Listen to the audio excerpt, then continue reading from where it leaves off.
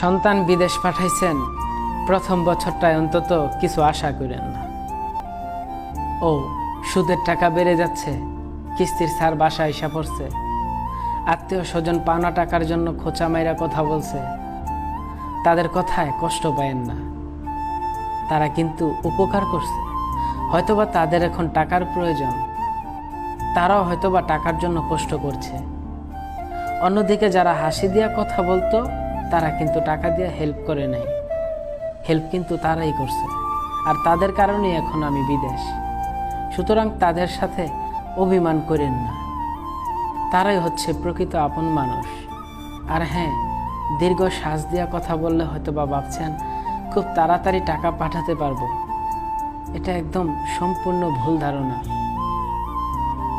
যে প্রবাসীটা বিদেশে আসছে, সে তো ভালো করেই জানে লক্ষ লক্ষ টাকা ব্যয় করে আমি যেহেতু এক দেশ থেকে আরেক দেশে আসছি, কি জন্য আসছি। প্রত্যেকটা প্রবাসী ভালো করেই জানে তার ফ্যামিলির অবস্থান কি, তার বাবা কি করে, তার মা কি করে, তাদের ফ্যামিলির জন্য কি কি প্রয়োজন।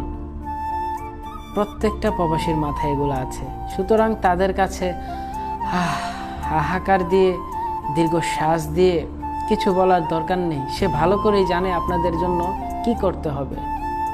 বিদেশে আসার পর প্রবাসীরা তখন আর নিজেকে নিয়ে কখনোই ভাবতে পারে না। যত স্বপ্নই থাকুক, সব কিছু বিদেশের মাটিতে মিশে যায়। এই প্রবাসের মাটিতে দুঃখ, কষ্ট, যন্ত্রণা, নানা রকম হতাশা উপহার দেওয়ার জন্য অনেকেই প্রস্তুত আছে।